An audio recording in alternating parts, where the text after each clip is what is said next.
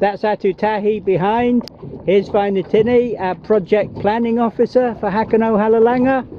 And yeah, we're just having a very nice day.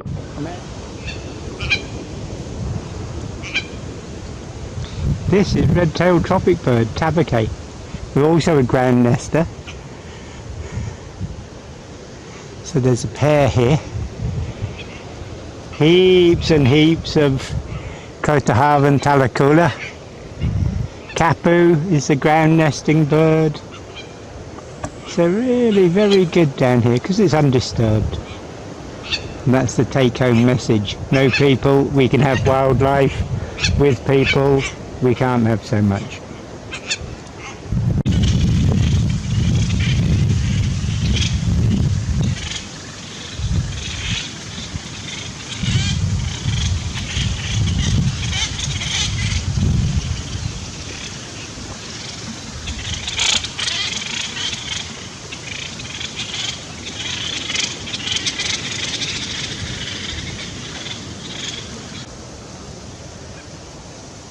It's Saturday the 10th of November 2018, and today I've come across to the eastern side of the atoll and I'm just doing a bird survey.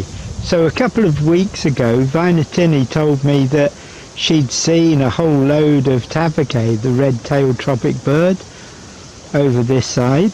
And then talking to Lou Taime yesterday, the chairman of Hakono Hararanga, he said he'd been talking to relatives over in the village up in the north on this side, Te Tautua, and they'd said there were a lot of birds here. And looking at the areas we've looked at so far this year, it certainly seems as though 2018 has been a very abundant year. And I can hear tabake now, actually.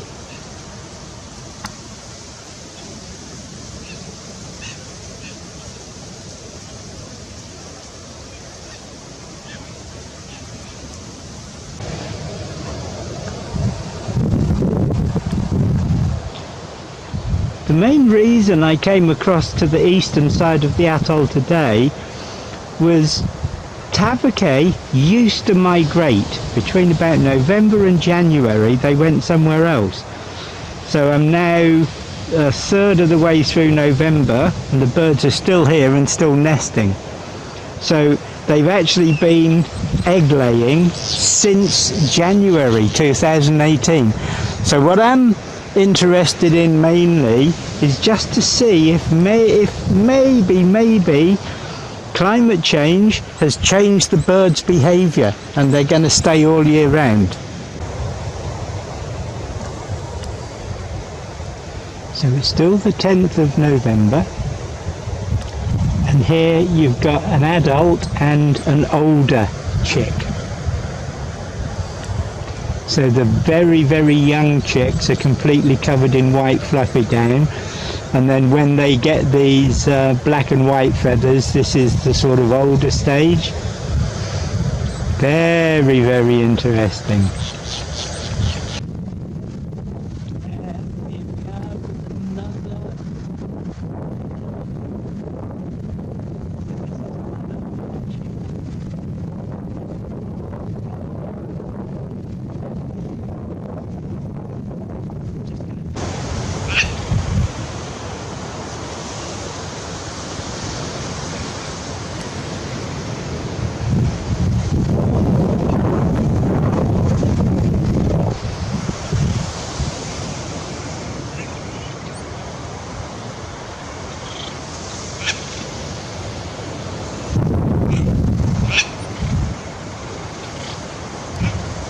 I always try and have a very low impact on the animals I'm studying, so for sure my presence disturbs them, but mostly my behaviour doesn't. So my behaviour is very, very quiet and easygoing, and the birds often approach very closely. Beautiful.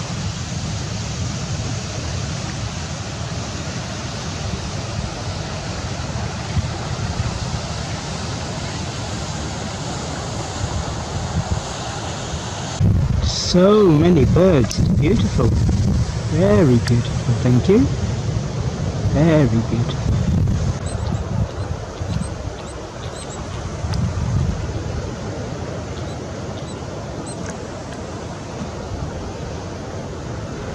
With young tapuku sitting up there. And then just here, look at this. Look here. So here's a baby, the nest is just behind. So it's managed to come up onto the branch. Very much you can see the white feathers. So these white downy feathers protect them from the worst of the sun. But you can see as well that it's starting to pull the white down out and so show the brown feathers. They're really nice. I'm about 4 meters away from it. Look at this. So it's the same story that we're finding over on the other side of the island, that we end up with mixed assemblages of birds using whatever space they can find. So these remote atolls are very much like an oasis in the desert. Beautiful. And those two up there, they're quite interesting as well. I'm not sure where the nest is.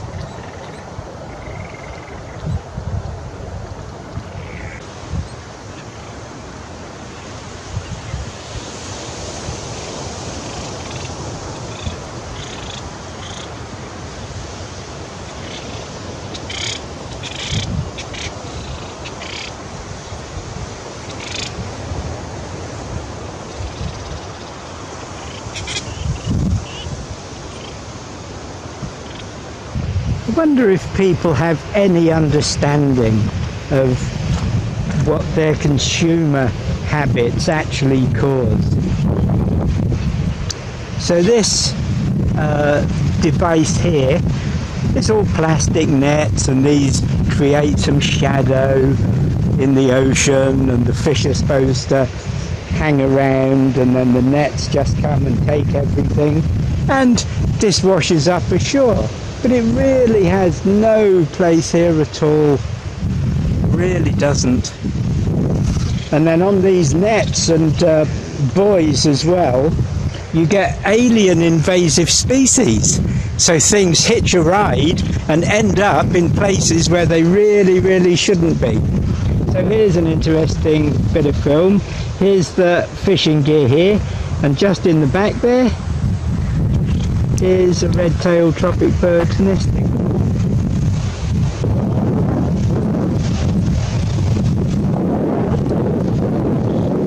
So we have at least tapuku, noyo, lakia, kakaya, tavake, all nesting. I haven't seen kapu, but they might be around.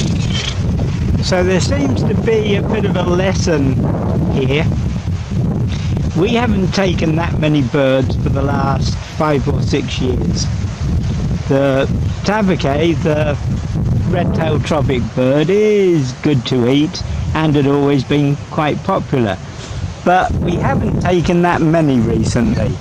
And what's happened is we have nesting on pretty much every motu now. And that wasn't the case long ago. In fact, about 70 years ago, this was the only islet where tavake still were. And the Taya family put lahui on them and said they can't be taken without permission. And now, because we've continued this sort of approach, we have a lot of birds. Now, story that came from Palmerston just very recently. Palmerston's down in the southern Cook Islands, and over on the east side of that atoll there was a place called Bird Island, and they have these tavake nesting there. But they go and harvest a lot, especially around about July time, and it seems that numbers of birds are really crashing now, but they don't stop killing the birds. And so really, it's their own fault. If we think about Puka Puka over in the western side of the Northern Cooks, they've always eaten birds and they ate them all. And so there's none. And so when they say, oh, it's our tradition to eat birds, you can say, well, it used to be your tradition, but you haven't got any left. So is it still a tradition, or is it still just a bit of history? Anyway, these are interesting ideas, and we'll explore them a bit more. Look at this, isn't it beautiful? There's Tavake.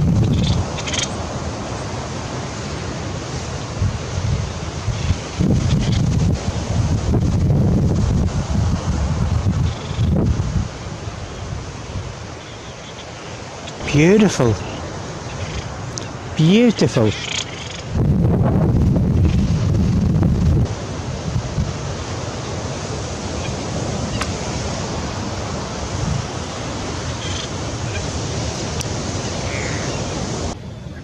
Two chicks here in the tapuka tree. One up the top, oh there. And then the other one has a little bit more shade for the moment.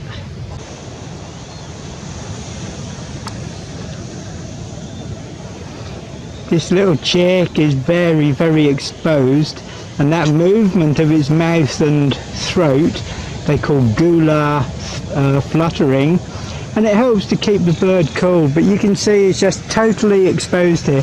The parent's nearby, she's just flying just over me. This tree is only about 2 meters high.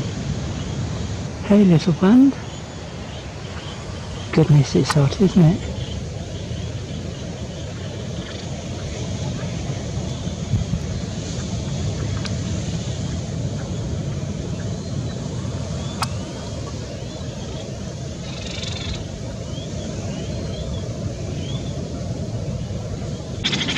So again, you can see pretty much all of the leaves have gone off this puka tree. And this almost certainly is just because of the very, very hot sun we've had this year, 2018, and very, very little rain. And so I think what happens is the salt levels build up so much that the trees can't tolerate it.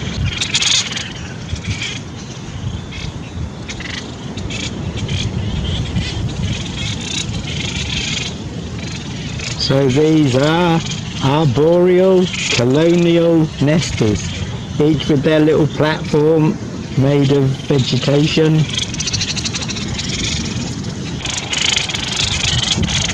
Okay, so here's a Lakia chick.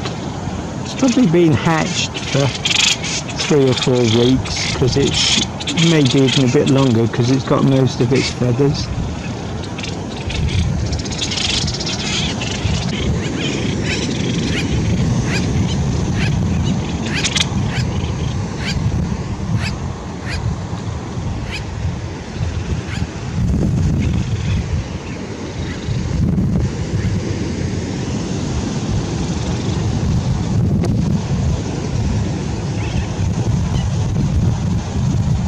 So that's Tavake there, red-tailed tropic bird.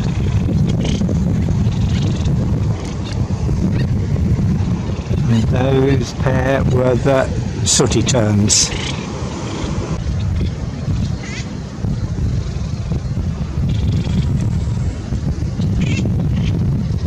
So this is obviously a pair. This one was just a bit further over a moment ago. Oh, perhaps they're not pairs after all. Perhaps they're opposing pairs.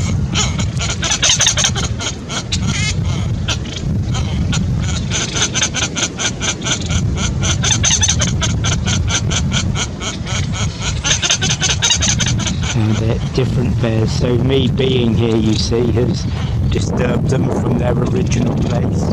So here's a Lakia chick on the nest and a Tavake just down underneath it. And that's a chick as well. Wow. This is Kenna. It's Sulla dactylatra. It's the masked booby. It's the biggest of the boobies, and it is a really, really, really precious bird for us.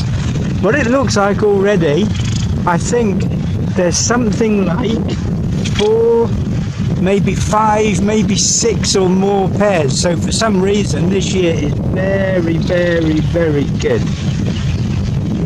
I'm just going to pan back across here. So here we've got Lakia chick.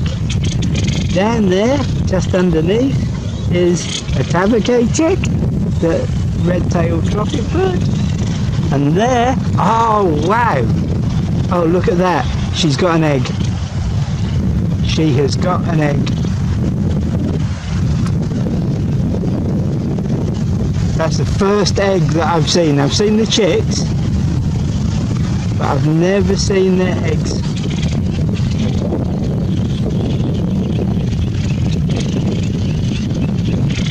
Okay, I'm going to move carefully away because I really don't want to disturb her.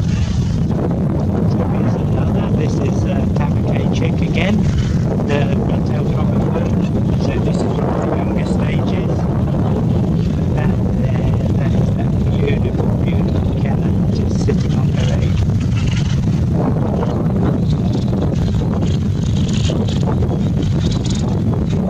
So definitely one chick.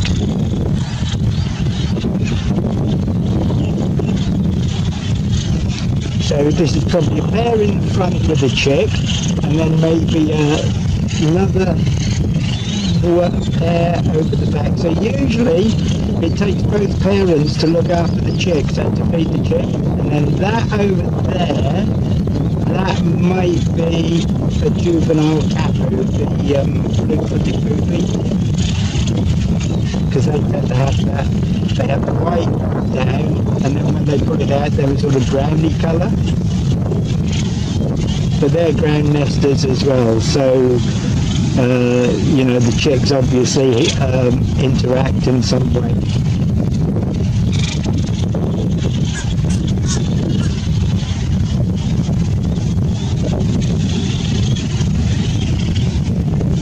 I'm about 20 metres away here, and I'm on another little island, so there's a channel of seawater between me and these birds, so at the moment I'm not really much of a threat to them.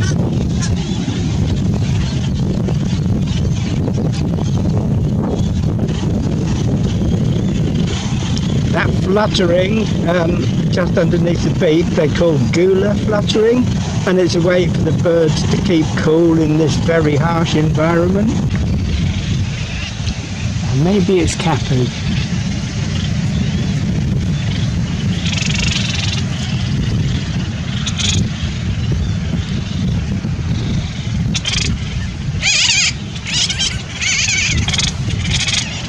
No, it's not, it's a Kenna chick.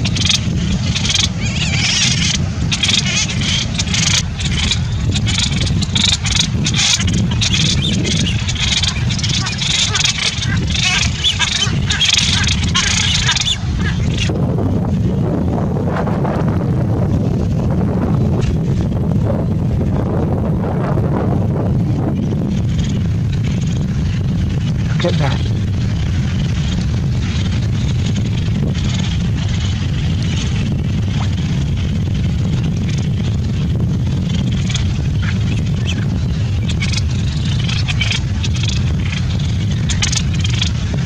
I think it would be hard to get better film footage than this. Thank you, you beautiful birds. Oh, I've just almost stepped on a little chick here. Hello.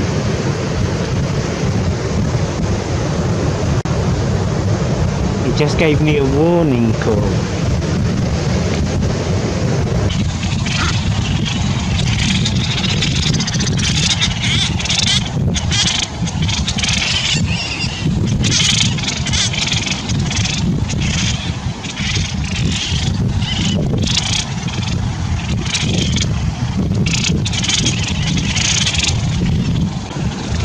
After what I was just saying about capu sometimes having two chicks, this looks like a pair.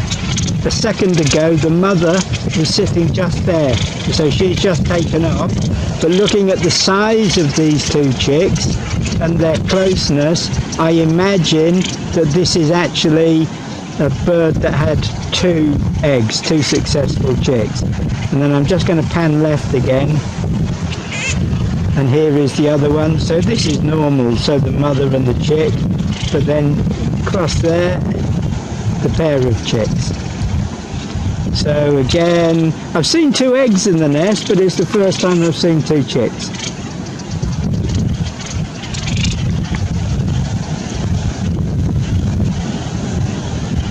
Yeah, the mother's just come back. If you look just centre under that bit of Tausunu tree, you can see her white belly. So the chicks are here and she's there. They're very good parents actually. They don't go far from their chicks.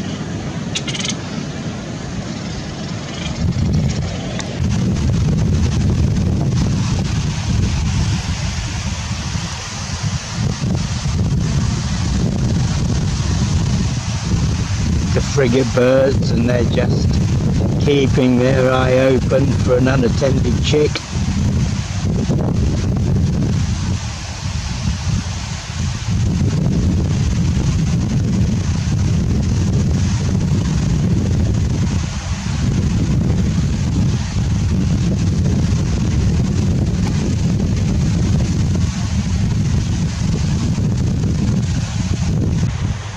So this is the environment that these red-tailed tropic birds are nesting in at the moment. They don't build a nest, they just put the eggs straight on the ground. But this habitat has always been really, really harsh. The ocean is over there in the distance, but it's like a moonscape going across from here to there. This little pond has got some seawater in it at the moment, which is great.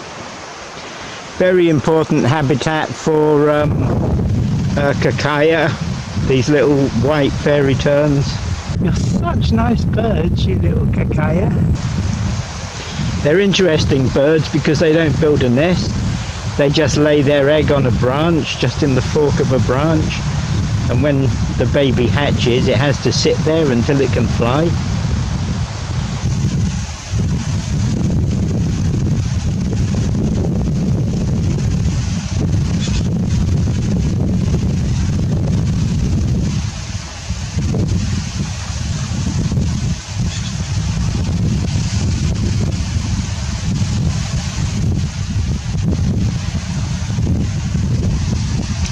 So it's just over there where some of the tavakay chicks are.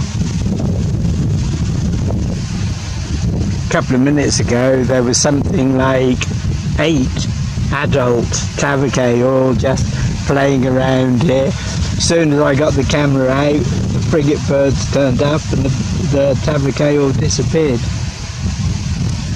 But very interesting. Very interesting.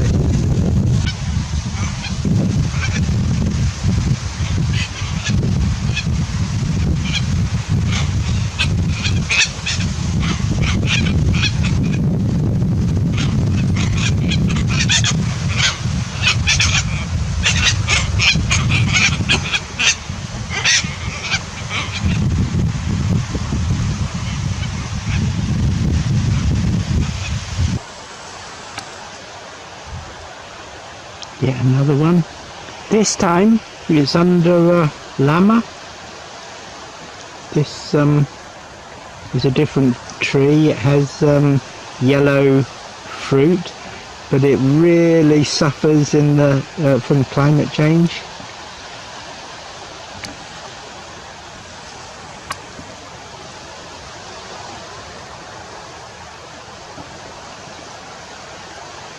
Very nice. Yet another one. This is further over, so I'm moving over towards where the main forest is, over the back there. So what we were trying to do earlier in the year was just extend the forest a little bit. I'll wander over that way in a moment and just see if any of the coconut trees over there survived.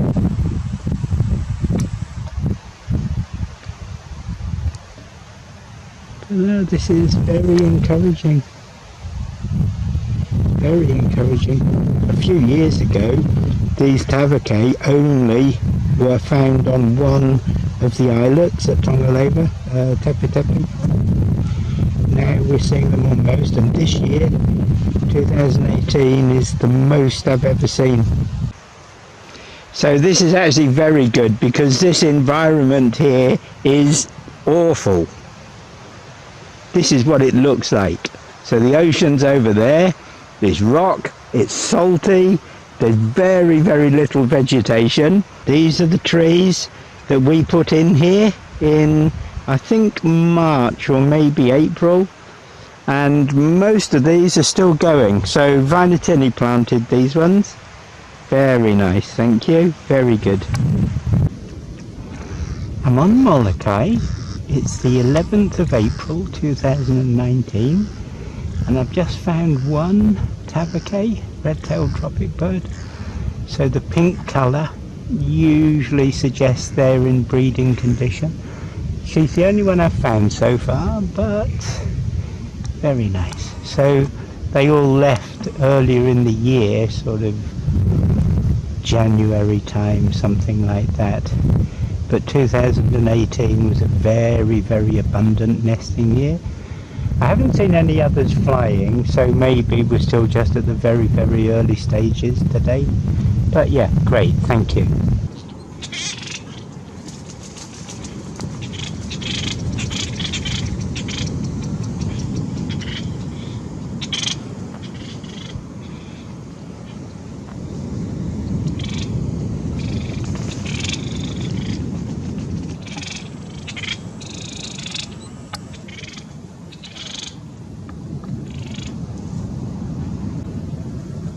It's very hot down here again, so you can see the gula fluttering to try and keep cool. Very beautiful. There's two more just over to my left, so I'm going to off this video and just pan across slowly. So there's two more here, both look as though they've got eggs.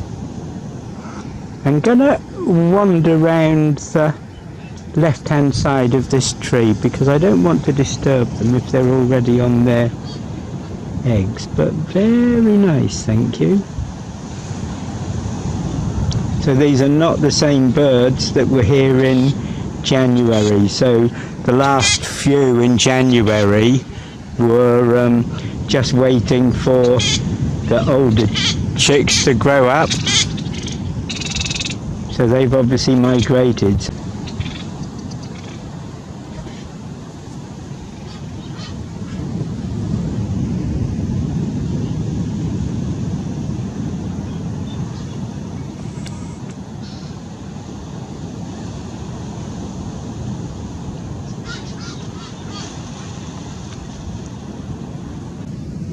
So she's got two eggs. From what I saw on that earlier bit of film, maybe two is their normal number.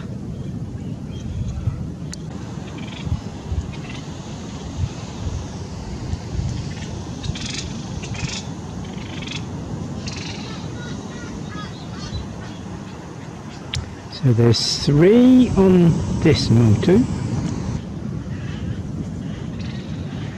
And then on that next one, you can just see the head, just towards the other side.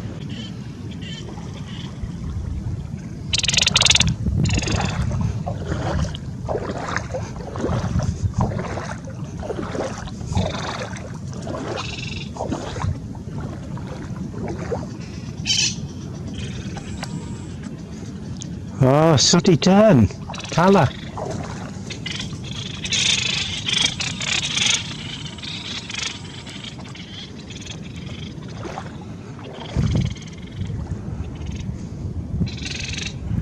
Beautiful kapu. Oh, that was Kenna, that white one that just came across.